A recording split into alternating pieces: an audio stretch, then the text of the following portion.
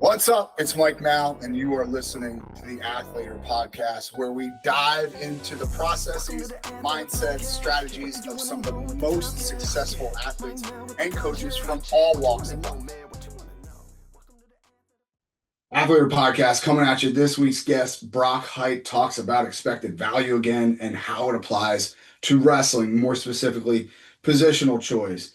The brick throwing, all these things that can be applied from a coaching staff's perspective to looking at raw data and how we analyze it and what we can take from data and put it into our wrestling and our coaching.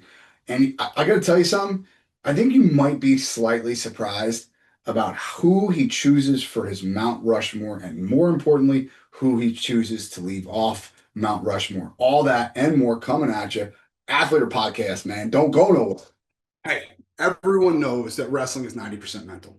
We're super excited to have partnered with Wrestling Mindset, the #1 wrestling-specific mindset program in the world. Make sure to sign up at WrestlingMindset.com using promo code Athletor25 for a $500 discount. Stop underperforming and losing to guys that you should beat. The Athletor Podcast coming at you. Brock Hite, thank you so much for jumping on today, man. I appreciate your time. Pleasure to be here. Always like to talk wrestling, like to talk ideas. And yes. And I also have the advantage that I got to listen to Hayden's side of things. And I thought he did very well explaining it and like application of it that, he's right. It's not numbers. And I'm a middle school math. I'm good at middle school math. I'm not like your high level math savant or something like that. And that's in what I do. That's all I need. And I'm good at that. And to apply in these scenarios, it's that way. But it's also just understanding how chances and expected value apply to the sport of wrestling, and being able to distinguish between like a fixed variable, which is really important to what I do, to a dynamic variable, which applies to sports. Wrestling. So your sports bettors are very different than your table game players, and your table game players are a little bit different than your Hold'em poker players or your pot limit Omaha and that kind of stuff. They're very different. And then your machine players. So you have fixed variables and you have dynamic variables, and you've got to understand how that applies to the sports side of it with the dynamic variables. And I think wrestling, more so than any other sport, has those dynamic variables that you've got to be able to filter through the information that you have and take what's able to be applied to the situation. Sure. Give people a sort of concise synopsis of exactly what you do for a living. So I play machines in the casinos. The marketing department takes a game. They have an expected value loss on the game. They adjust their marketing offers according to that. And sometimes a marketing department's going to give you back more than you expect to lose if you were playing perfect strategy. And it turns a game that should be negative for the player into positive action. Right. And how do you go about playing these games? Meaning there's not just blind luck involved. Yeah, it's a lot of the things. Either a number that, okay, this is in a state that's to the good side for the player, or it's also you have optimal strategy and some things that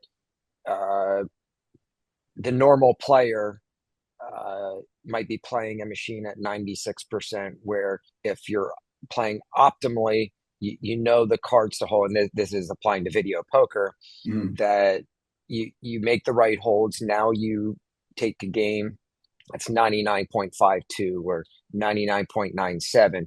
You're expecting a really small loss, where your average player is not getting the 99.52. they're playing that game at 98%, 97%, because you get dealt hands, you choose which cards to hold, and according to the pay table, you need to know which cards to hold. And there's so many different. There's double bonus. There's double bonus. There's jacks are better. There's bonus poker. There's deuces wild.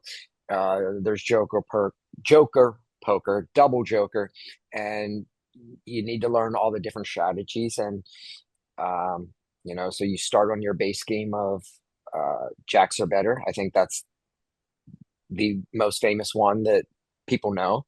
I'm playing jacks are better video poker, and then there's variants from it, and you learn the deviations from the holds. And if you're playing perfectly in the long run, the marketing department is probably going to give you enough back to cover your losses. Mm-hmm. Okay. Now, that said, applying what you know about expected value to something as dynamic as wrestling, let's first talk about why you think, and this is actually a conversation that I had last night. No, 2 nights ago when we were watching Big Ten semis. A friend of mine's over the house, and he said, gymnastics is probably the most difficult sport because of the nature of precision that's involved. And I said, okay, that's fine, but but there's fixed variables for the most part, right? Like the pommel horse is the same width, length, and height everywhere. And the uneven bars are the same width, height, everything's the same. The variables involved in wrestling are so vastly different that it makes it, game planning is so much more difficult. It's like it can't be solved from reps alone, right? Hey, don't go anywhere. It's Mike. We'll get back to the podcast in just a second. We got to pay the bills though. Do you have an athlete that's looking to break into the social media space? We at athletorlive.com have a brand new in-depth tutorial done by none other than Caden Henshaw. If you don't know who Caden is, he's not even a Division I wrestler, yet he's got hundreds of thousands of engaged followers. Learn how to create engaging content, grow your followers, and open up new opportunities in the NIL space. Go to athletorlive.com/Caden, and we'll give you the first module completely free. So And can I you think dive into that? Yeah, I think that's where the fixed variable, and how dynamic is it that I would say the gymnastics thing, because the floor routine is the floor routine every time you do it. Right. And anytime you step on the mat, even with the same opponent, it's so dynamic that how many times do you see guys wrestle and the very next week it's a drastically different outcome and it's a drastically different looking match. Mm-hmm. So I think that we can use some of this stuff to guide in strategy and techniques that you think you're going to use, but understand that wrestling is so dynamic that this is just going to be like a roadmap, and then you actually have to get out there and execute techniques and different stuff, and understand that, hey, what we went over in a pre-match talk or what we worked on all week, that game plan might be thrown out the window in the first 30 seconds because the other wrestler is doing something completely different that we didn't expect, or executing a skill set that we didn't know that they had, or all kinds of different things. It could literally be out the window in 30 seconds. Like, I mean, and that's funny to me because I've seen it applied. Like I remember game planning for this one guy, and my coach and I were like, okay, you have to circle left because he doesn't have a single leg. He's only got a high crotch. And within 30 seconds, he shot a single leg. And I'm like, that's gone. Okay. Like that totally like threw everything on its head. And yeah, you're right. It can change from minute to minute of a match. And that's one of the things that makes this sport so incredible. But we did tap on you for sure because one of the things that Joel and I are trying to do is even if we don't intend to provide prediction, okay, with what we're doing. And what we're doing, and I think I tried to explain to you a little bit more, but just to explain to the listener, we're just taking results and from every NCAA match and putting them in a database. And it's become a whole lot easier now because of AI. We're putting them in a database and we're deriving from that database times of scores, the amount of scores, and just the way that people score, right? And we will dive into the technique, but that becomes a whole separate different thing, and it's far more complicated and labor intensive. But just if you could talk a little bit about how little actual statistical information is out there on the sport of wrestling. Yeah, there are a handful of things that I would love. And if, you know, think about just results at the high school level. Pennsylvania mandates that coaches have to put into the OPC their results. So on track, you can go in and you see it. And PAWrestling.com, probably the best resource in high school. I want to say high school sports that, and I don't have anything to back Right, that that's up, anecdotal. comparing it Right, to, right. like football sites and this and that. But it's so great that the coaches have to put the data in, and then you can look at the results. And I think if we have a uniform scorecard and everything, that becomes available. And I think the things that can be looked at there is, you know, how how quickly are guys getting away? And I think the one thing that can be applied is how fast are they getting away when they need to get away? So you also need to be able to filter within the information that I don't care how fast a guy gets away in period two in a 0-0 match. A guy's really not trying to ride real hard. He gets up to his feet. I don't want to get a stall call. That situation is very different than a guy gets taken down at the end of the first period. There's a restart with 18 seconds left. Can he get away in those 18 seconds? So you have to filter that. So it's until there's a scorecard, and then even whenever there's a scorecard for every bout, um, how much is that information going to mean to you? Probably not a whole lot. So I think you need to shrink it down to, like, even within your team where you know exactly what happened in that bout, and then you can uh, see the scorecard statistics and everything. So there's nothing out there. So you can go back on the NCAA championships, and you can see the scorecards there and pick up some of this information. But, um, whenever you see those high school statistics, this kid just broke the national record for most takedowns in a career. Like, do we really know that? You No, know? absolutely not. Absolutely not. And so until it's forced to everybody doing a scoring system, and think about it in the 1980s. When did it switch over to we're scoring on a book, and you have to go back and look at the actual book, and you have a score sitting at the table writing in, and you have that nice little chart there set up for you, period one, period two, period three, and it becomes easier to track once it's on the computer, Yeah. and everything is being scored there. And until there's a universal scorecard, we won't have it. And also being forced to post the data. I think it would actually mm, be beneficial for a team right now to have their own data and not have to post it. Sure.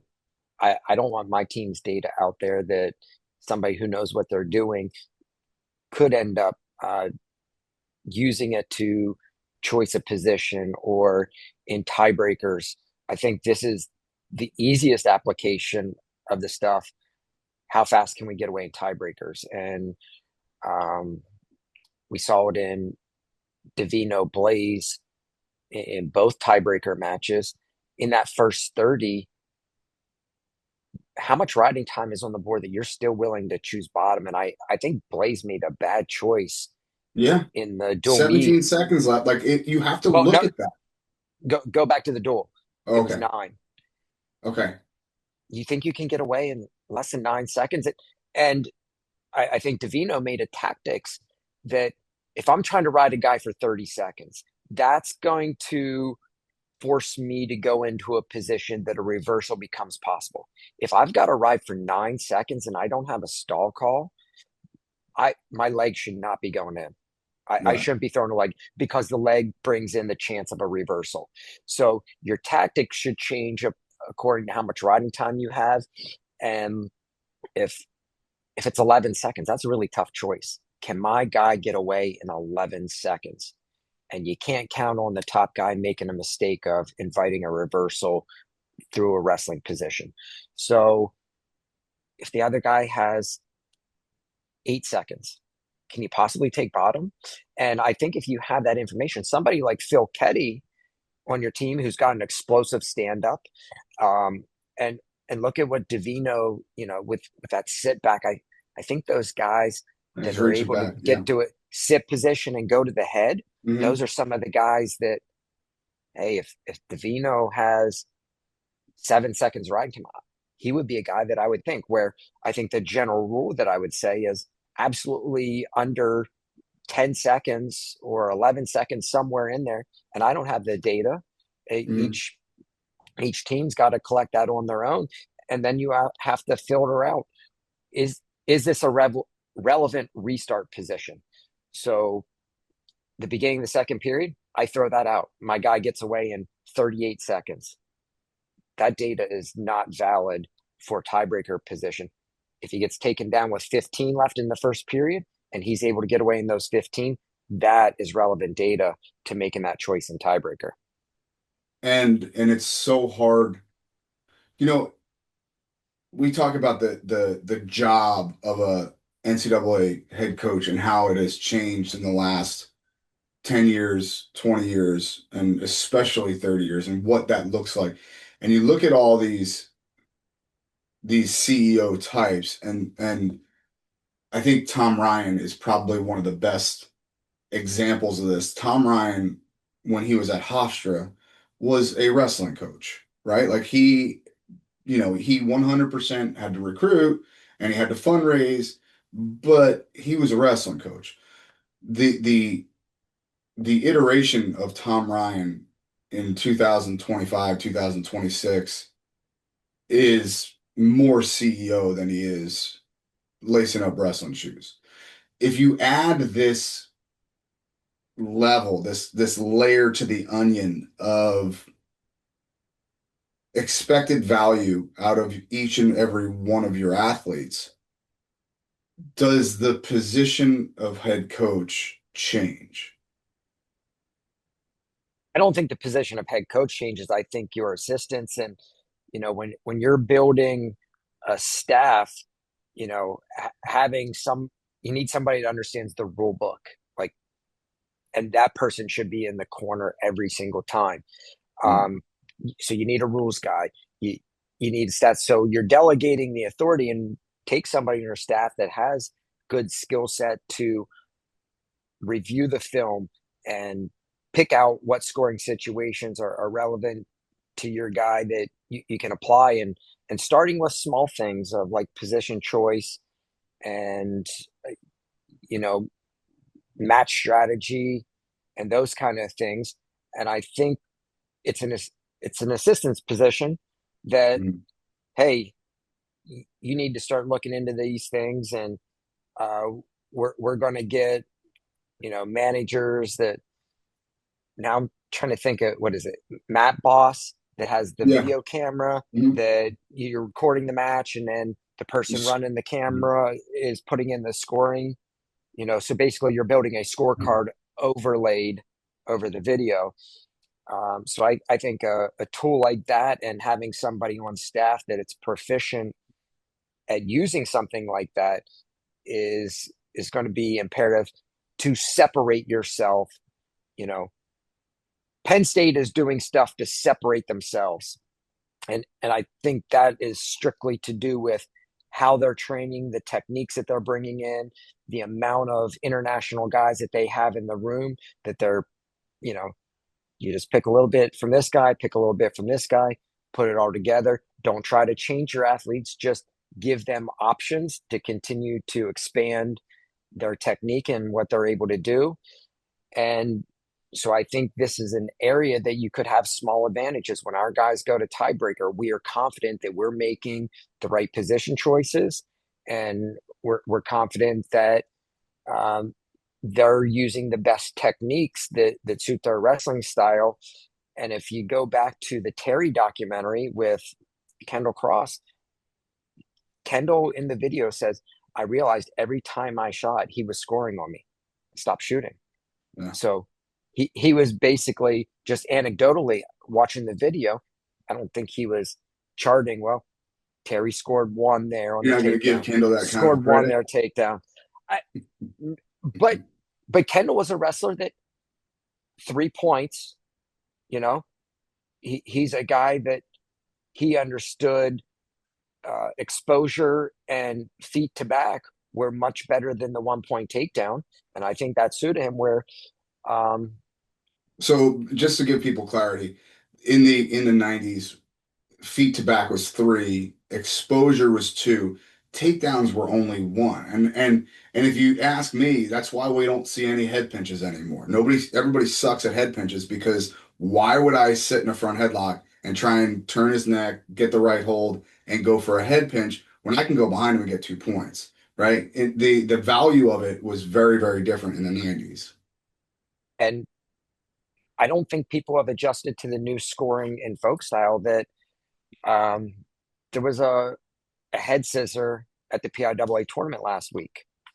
If you're in a position that you are going to give up this takedown, head scissor. Why not? Because on the They'll takedown stop it. exchange, it's 3 points for the takedown. You get away for your escape, you're down 2. Mhm. If you're in that same position and you have a chance to do an illegal hold that will stop the action, you give up Do it. 1 point. You lost 1 point in the exchange. In a takedown escape scenario, you lost 2 points in the exchange. So I think some of those things are, and that's on the fly. Your wrestler has to understand how far are they behind in the scramble, in the position. Is this guy absolutely going to score me? I think there's some guys that can think about that and have the ability to apply it. Yeah, no, 100%. You know, we saw it. Joel and I were at Pac-12s this past weekend, and it just, like, it dawned on me, like, oh, we're using statistics here, right? Because Coda Holman is wrestling Maximo Renteria for the 4th time. And one of the things that Coda was really working on all year was just kind of opening up his offense and really getting to legs. But again, Maximo, every time, he's just really quick to the corner on go behinds. Like, he's just really, really quick. So guess what? We ain't shooting in the first. 100% we ain't shooting in the first. So watching that play out, we recognize, like, okay, and even when we do shoot in the second and third, it's going to be less penetration stuff and more just kind of like dropping to an ankle, where he doesn't get a chance to get a running start at that go behind, right? And when you start applying this stuff, I just don't know how many high level folk style coaches are taking this stuff into consideration. And I really love that you pointed out the difference between the first period and the third period. That's one of those dynamic variables, that how tired is my guy and what techniques are going to change from the first period to the third period. Right. And we have to be cognizant of the way that he was scored on, right? When he takes a big penetration steppy type high crotch, there's just so many ways for a guy like Renteria because he's so fast to get to the corner. Whereas if I stay in like a, we call it mid-range ties, right? Not 2-on-1s and not underhooks, but certainly not in space, like just a mid-range tie and drop to an ankle.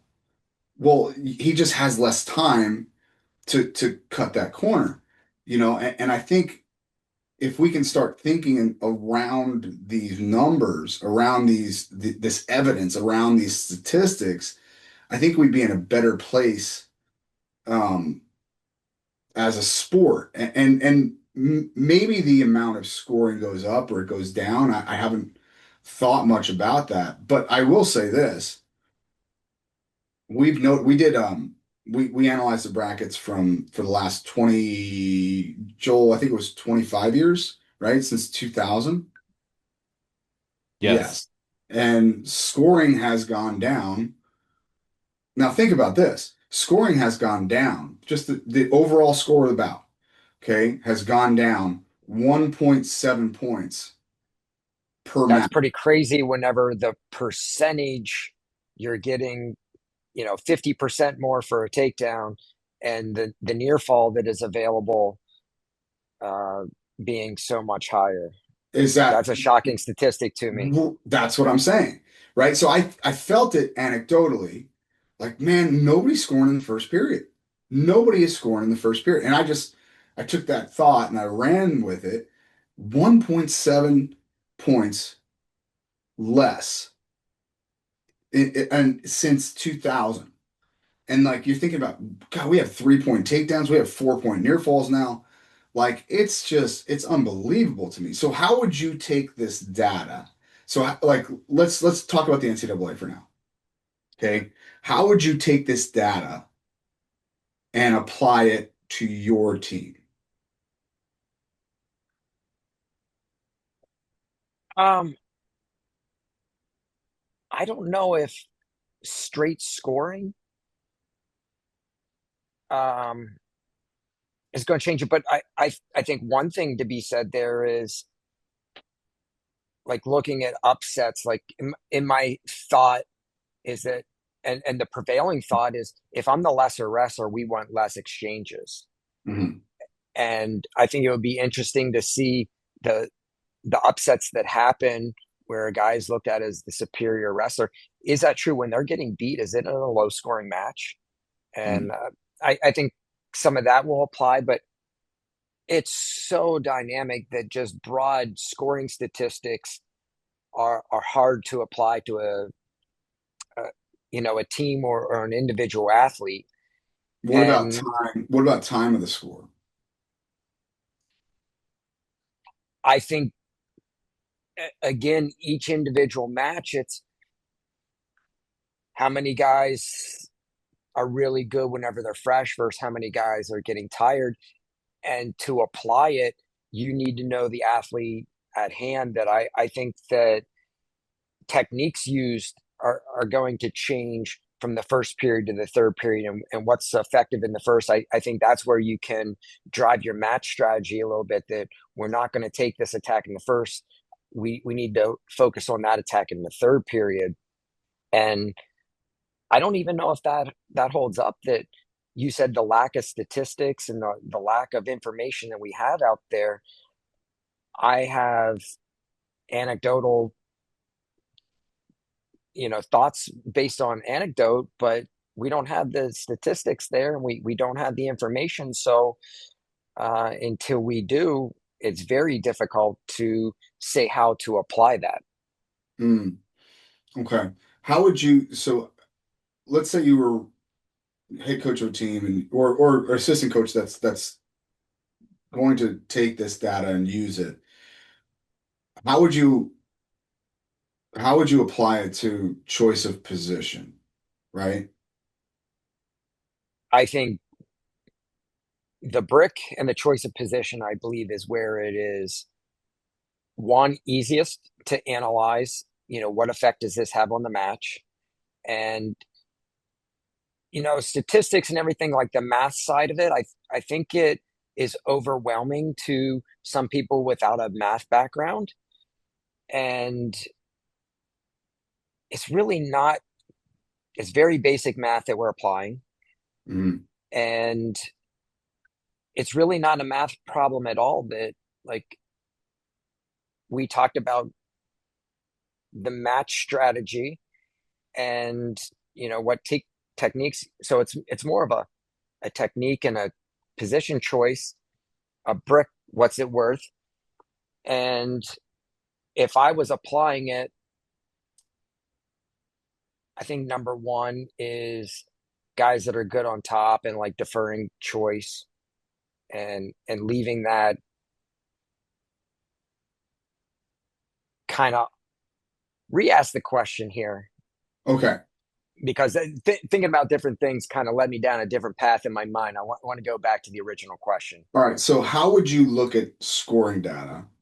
Okay. Meaning, let's say you have an athlete at 149 and you have the data of when your athlete has scored over a data set of, let's say, 100 matches, of when they've scored, when they've gotten scored on, the position that they've chosen, what they did with that position, whether they got out or reverse or whatever, or they got ridden out. And now you have the same data set for his opponent. Okay. What would be the first thing that you look at, and what's the easiest strategy to devise using that data? Okay, so I think fatigue and factoring that in, that you may find a guy that can come off the bottom in the second period.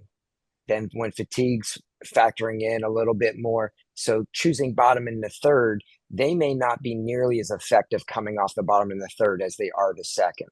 So that's a situation. Or if you've got a killer on top, maybe they're better off turning in the second than they are in the third. So if you win the toss, you're deferring, kind of put the pressure on that guy. You leave it in your back pocket for the third. But if you've got a guy that gets tired and they're not nearly as effective in the third period, then maybe being on top in the third period isn't worth nearly as much as being on top in the second period.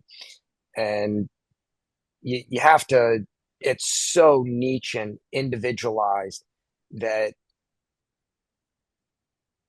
broad data is going to be tough to apply, and it's going to be athlete specific throughout, and look very different for each guy on your team. Sure. All right, let's talk about bricks now. The folk style brick to me is funny because there's no, with the except, especially in a dual meet, or especially in a tournament, okay, there's no real recourse for throwing the brick. Like, there's no penalty, right? The only penalty is that you lose it for the next round, or you only get a certain amount, right? So Yes. how would you use this type of information in going about your use of a brick at the NCAA tournament? This is the easiest way to apply stuff. I think it's the most direct. And this is where not having the information really drives me crazy. That one, I would love to be able to look back through and see how many bricks are overturned. And also, what was the point value? What was the point difference when there was a change in the scoring? How much did it change the score? And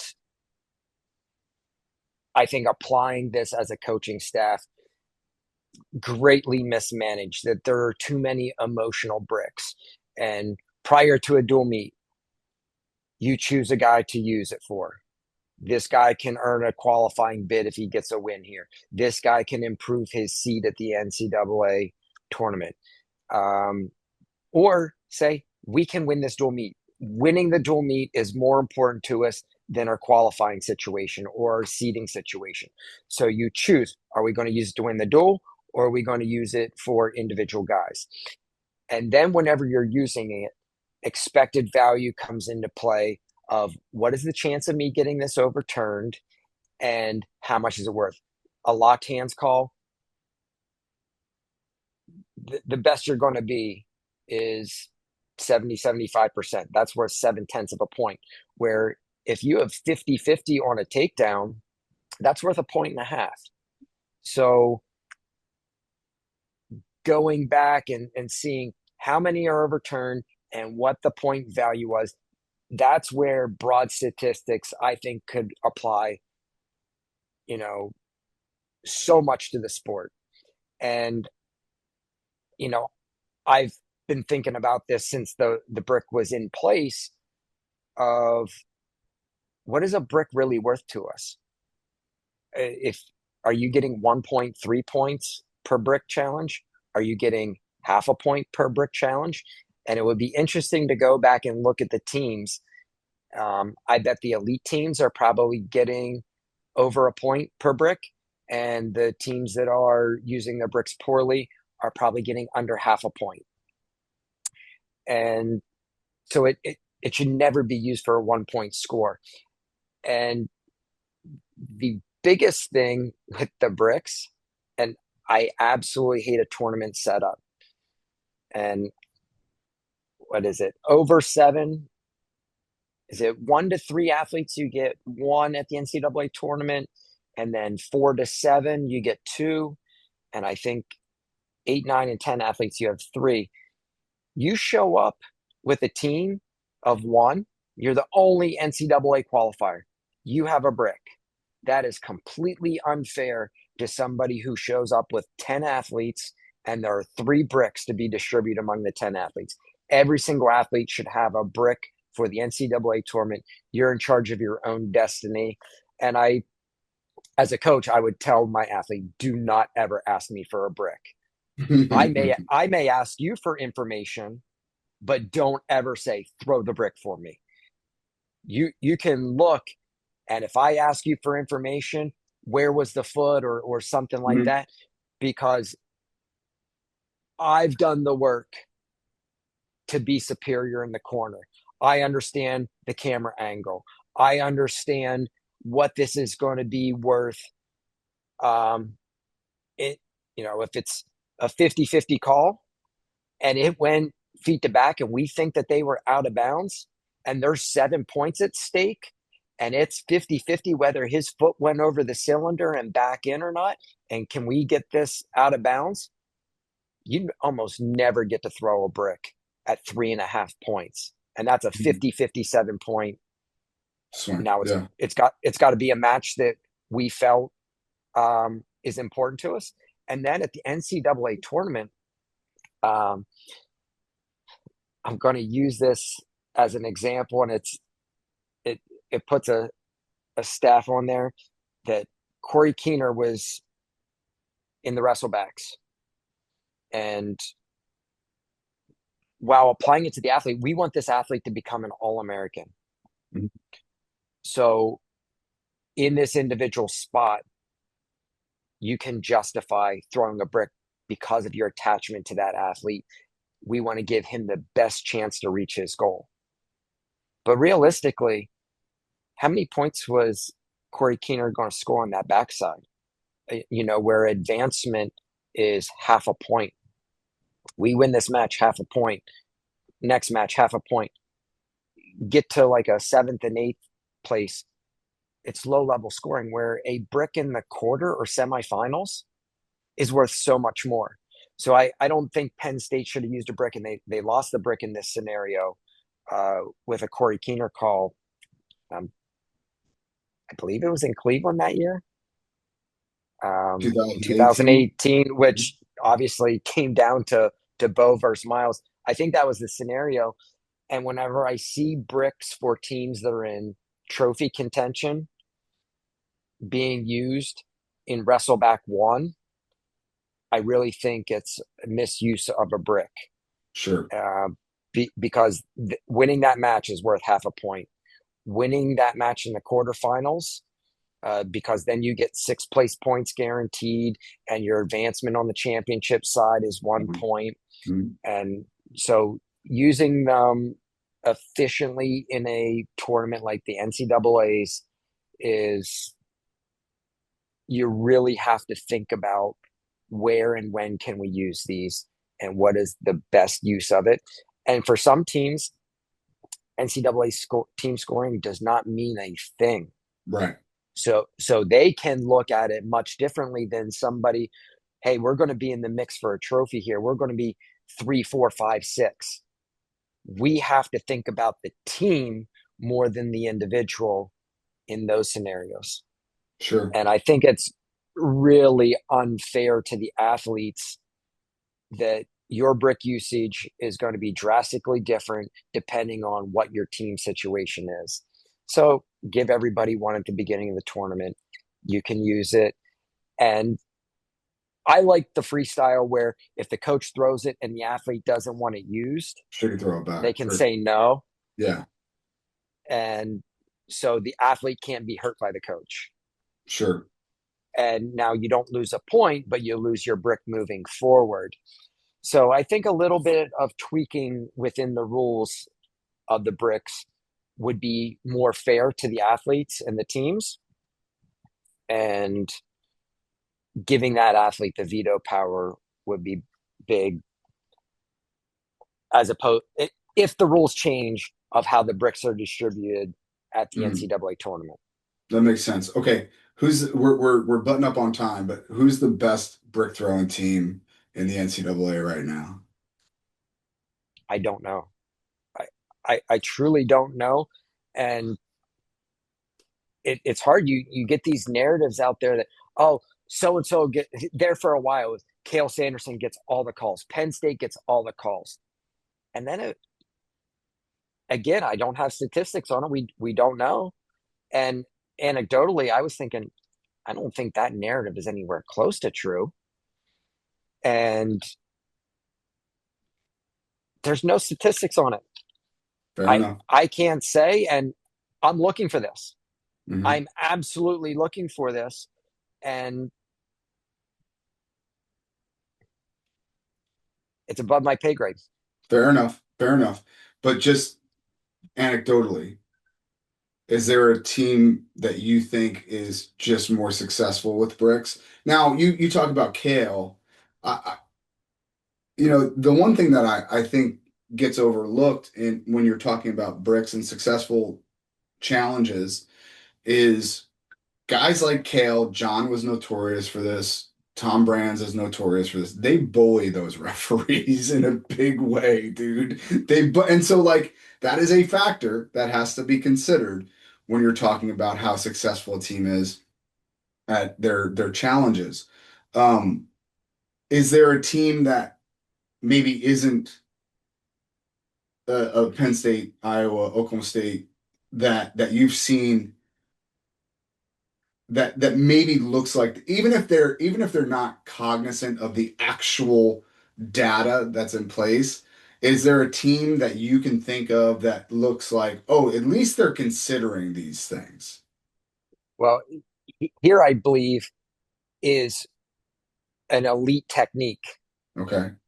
Having the brick, walking out to have the conversation, and when you're able to persuade the official to look at it yourselves. Go and review the call yourself. And when you don't actually have to kick the brick out there, you're able to hold on to yours and convince them that the call was worthy of being looked at in review by themselves. They make the choice. You don't have to get the brick out there. I think that's elite technique in the corner. I agree. You know what else is elite technique with brick throwing? And I won't bring up names right now, but third period, tight match, hard scramble, your athlete's up by 1. The throwing of the brick for nothing, and then just saying something like, oh, he untied his shoelaces or something. Like he grabbed a shoelace or something like that. He grabbed the toe, right? You're not supposed to grab the toe.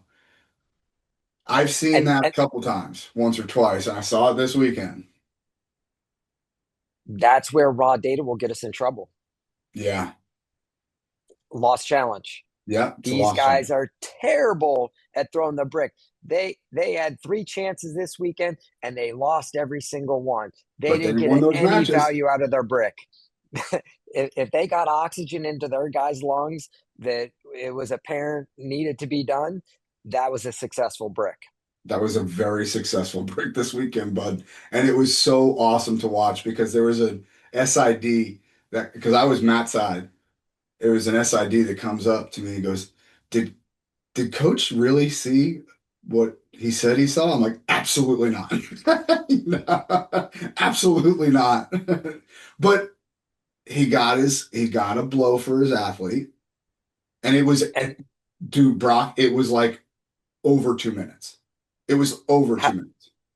how do you quantify it? And it's never going to show up in the data. And so that's where the nuance, I think everything being so dynamic in wrestling that we can't just look at numbers. We have to have more information about the situation. And that's why it's going to be a team by team thing. And everybody needs to kind of figure out how you need to be using it in some capacity, whether it's we're thinking about tiebreaker choices, we're thinking about brick choices. Those are the easiest fruits to pick. Mhm. They're the low hanging fruit. Tiebreaker choice, brick throwing, and Mhm. then expand as you learn more and get more comfortable with how to apply it to your team and how to apply it to different athletes. Um, but the raw data is good, a good starting point, and that raw data is going to put ideas in your mind, Mhm. and then it's applying it. So going back to what I do, it's like I hear stories of things outside of my field. It might be a sports bet or a table games play or something, and it does not apply to me at all. But the way that they are thinking allows me to think about my craft differently, and it's going to have value for me. Sure. Just a different angle of thought. Yeah, that's interesting. All right, let's get to our sprint, brother. Try not to think too much of this about these answers. Just fire from the hip. What is the best wrestling shoe of all time, Brock Hite?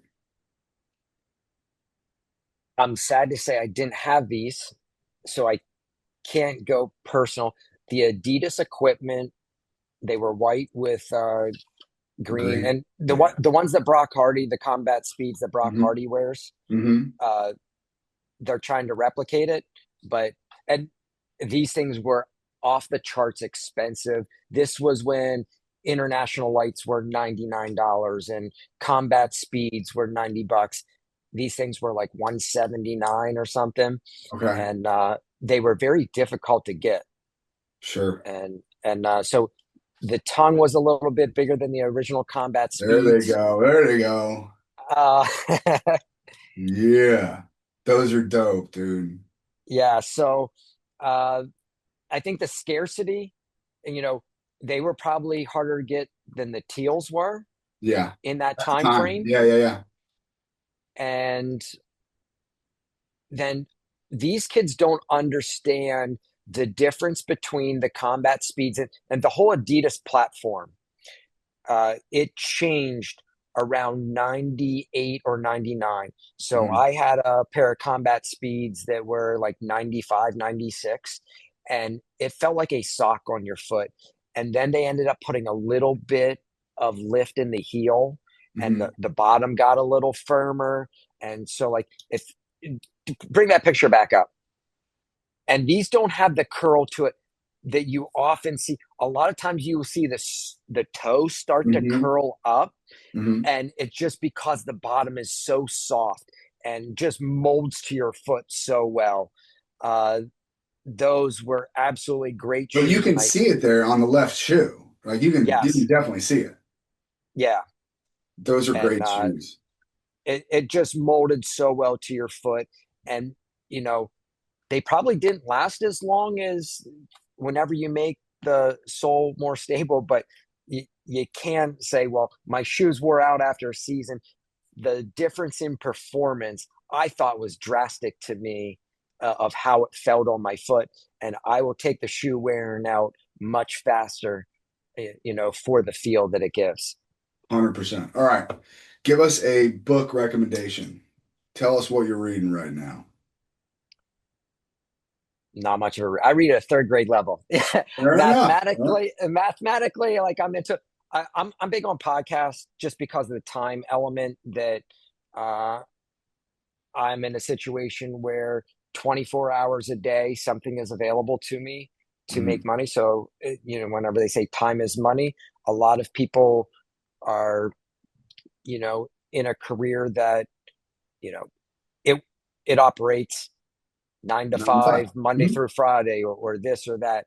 And so I think maximizing my time listening to podcasts while I'm on the road, while I'm traveling, or as, I'm sitting down. I think I'm the number one consumer of podcasts as far as wrestling content goes. Sure. I'm not going to make that claim in other fields, and I listen to a lot of gambling podcasts, a lot of this, a lot of that. But I think on the wrestling side of it, I'm probably number one because I have the time to do it as I'm Mhm. sitting down and just, working there. Um, but Hayden had a recommendation. One of the listeners, uh, the Fooled by Randomness, I believe, is the book title, and that's one in a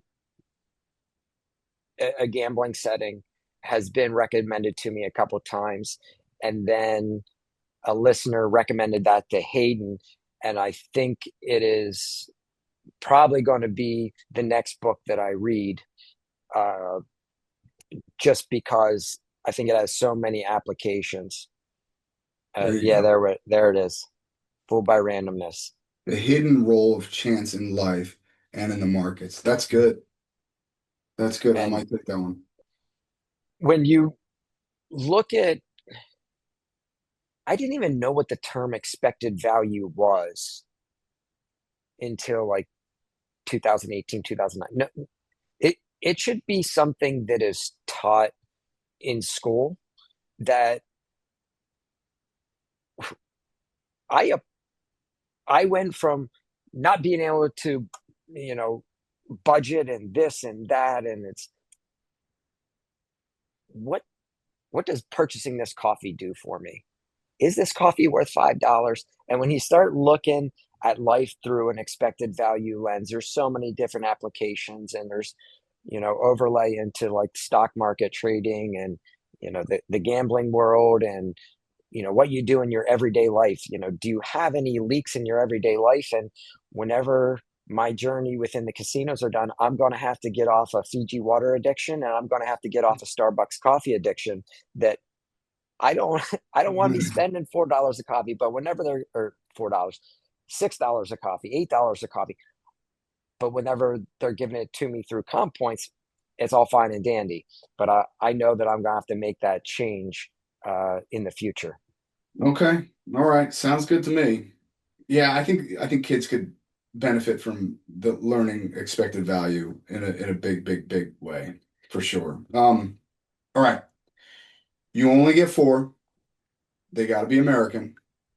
Who is on your Mount Rushmore of wrestling? I'm embarrassed that I didn't think about this prior. Like, I know it's coming. And so number one, I need to have Jordan Burroughs. Yeah, Uh, I'm in the camp that he did it against uh, a more elite field, absolutely. and having the dissolution of the Soviet Union. And then it took the Soviet bloc countries a little bit to get their footing. And And then they then did. yeah, in a big And then they way. did. And then also you're dealing with transfers nowadays that, your number two or number three Russian, they never saw the man at the world championships, and they Correct. could have been the number two guy in the world. So they are finding their way to the mat now. Hmm. Think about Tajudinov, Sajalayev, you Absolutely. know, the so the field, I believe, is so much better. And that's why I need Jordan Burroughs on there. He's my number one guy that I'm putting on there. Longevity at the weight class, there's a difference. You don't see what Bruce Baumgartner did at 57 kilos, at 55 Doesn't happen. kilos, at 61. So what it takes to win at the weight class, Tony Ramos said it best. It's a young man's weight class. Yep. Whenever his age said he's got a couple more years at his prime, but the weight becomes difficult to manage. And what it takes to win at that weight, you need that explosive pop, and that's the first thing to go. So Jordan, because of all those factors, is my number one. I'm going to take Cale Sanderson with a combination of what he did on the mat and what he is doing for the sport as a coach. And I'm going to sound like an Iowa hater here. This is probably going to be a controversial soundbite. I think Iowa's success in the 80s set the sport back. That during my time, I graduated high school in 98, graduated college 2003.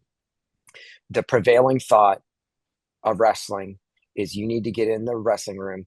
You need to drill really hard. You need to grind. Everything's going to be miserable, but the payoff is going to be getting your hand raised. And how Penn State is going about it now is play wrestling, developing technique, understanding positions, and God forbid also, we enjoy this sport too. I'm sorry? So God forbid we enjoy the sport. Yes, enjoy the sport. And also, I think they are masters at peaking, understanding, resting leading into your big competitions. Think about how many high schools, they start 5 a.m. runs 2 or 3 weeks before their district tournament. And then they're doing them through the postseason. Unbelievable. I get to my state tournament, I got tired legs. Yeah. So I think what Cale did is revolutionary on the coaching side. And I'm tying what the entire staff there is doing 100%. to Cale gets the credit in that. But Cody and Casey are absolute geniuses. Yes.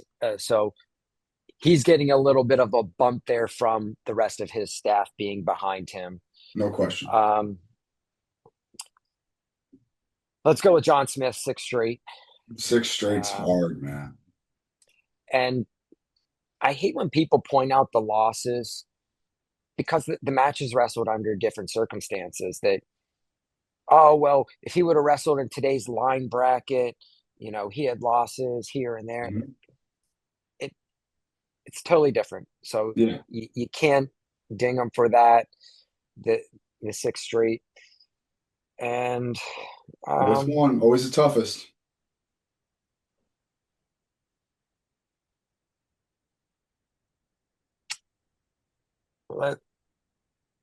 Let's go with Bruce. That the medal count and everything. 13 medals is a lot. I still put the asterisks there because of the weight class. But setting a bar, and I think what people mostly don't understand is how different it is today to be able to compete that long, where you have the RTC money and, there's ways to support yourself, and what you had to do in those times to be financially stable and be able to compete as a superior athlete. 100%. Senior level athlete at that time for that long, a lot of respect. No doubt. Okay. Awesome. Last question. You got a magic wand, brother. You get to change one thing about the sport of wrestling and it changes immediately. What would it be?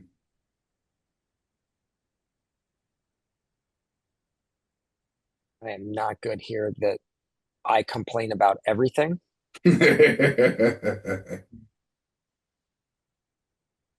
Um, One thing that changes about wrestling, and this is going to be wrestling adjacent, that I'm not going to change anything about the sport. I'm going to change how we view the sport. And I want people to focus on enjoying it and becoming fans. I had a tweet this weekend that no lower level wrestling should take place during your state tournament at the high school Mhm. level. So if Pennsylvania State championships were last weekend, if you ran an elementary tournament last week, shame on you. Right. Allow those kids to be fans, encourage those kids to be fans. Um, we are a really good participant sport. Hmm. Um, I think the number's around 276,000, and Sure. I haven't looked at them for a while, but let's say 300,000 participants a year at the high school level. Hmm. We can't get 400,000 people to tune into ESPN for the NCAA championships. So you have that 4-year window. How many 4-year windows do we have living right now? And we don't convert those people to fans. And so I think the way that it's looked at, enjoying the sport, becoming a fan of the sport, learning the history of the sport. And if everybody was all in on those kind of things rather than just going and doing the sport yourself, it's more important for me to go have my son or daughter wrestle this weekend rather than going to watch the state championships where they're going to, somebody in the field is going to become their idol. Yeah. Somebody in there, they're going to follow through their college career. And it's just going to do wonders for the sport. And when we talk about growing wrestling, we really mean growing fans. We need the ecosystem to be bigger. It's not just the participation, it's the fans that are adjacent to it. And I have some, I'm from Central PA. I'm 30 minutes away from State College, Penn State. And when Penn State became good, I started to see people at the NCAA tournaments. I didn't even know they were wrestling fans. They're from my hometown. And then That's kind of when cool. you see what changes in a mom who has become a wrestling mom, you didn't even know the sport existed or had the stigma of, oh, they spit in water bottles and they're wearing garbage bags to lose weight and that. And let's clean that up, get rid of it. I Sure, think we're sure, doing we're sure, doing a sure. fantastic job on that front.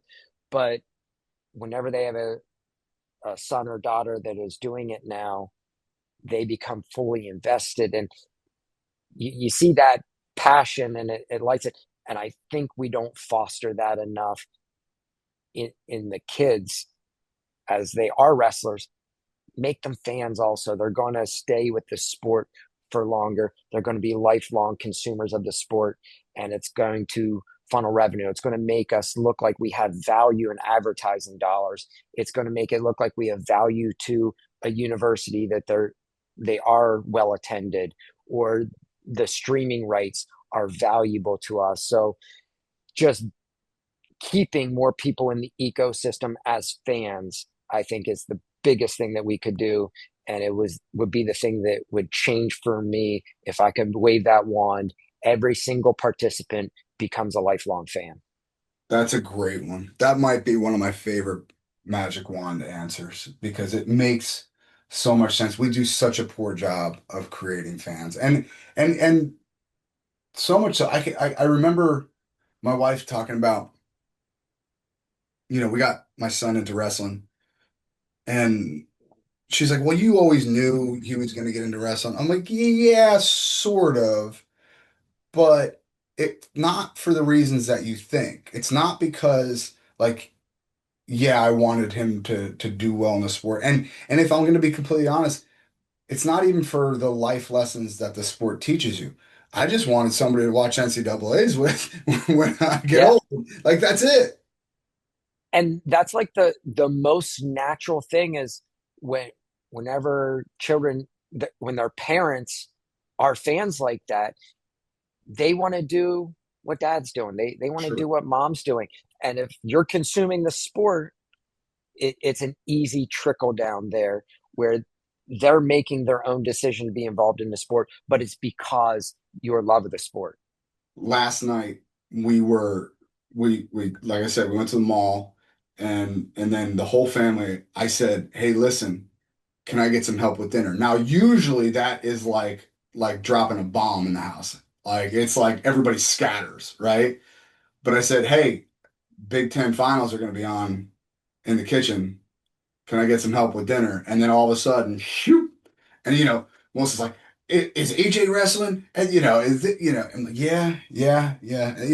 And Jack's like, oh, Jesse Mendez is going to kill Brock Hite. And now all of a sudden, dinner gets done a whole lot faster, number one. But number two, we're all huddled around the TV as we're cooking. And you're right. Creating that fandom is important. And it fosters interaction that, it's so easy to put your head in the phone and you get in a car ride and not a word is spoken.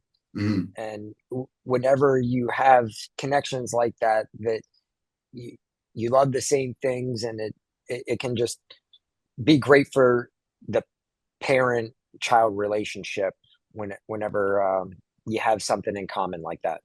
Yeah. Some would say too much conversation. If you ask my son, he's like, Mom, shut up. Like, Brock Hardy's wrestling Jesse Mendez right now. Like, you got to ask these questions right now. So, but you're right. It does create those conversations. But like I said, some might say too many. Brock Hite, thank you very much for coming on here and learning us up a little bit about the ways that we can use data to improve our sport. And I really appreciate your time, brother. Yeah, and thanks for having me. I always feel when I have this conversation that it's hard to explain, but once you understand it, it's very easy to apply, and there's very basic math involved in it. And really, it's just understanding wrestling positions and just taking the data that you have in front of you and apply it to be better at your craft. Love it. Brock Hite, thanks again, brother. Appreciate you. Thanks, Mike. Later, brother. Wait. Don't go anywhere before you hit that next button. If you enjoyed listening to this episode, do us a huge favor. Click that subscribe button. And if you're so inclined, leave a review and share it.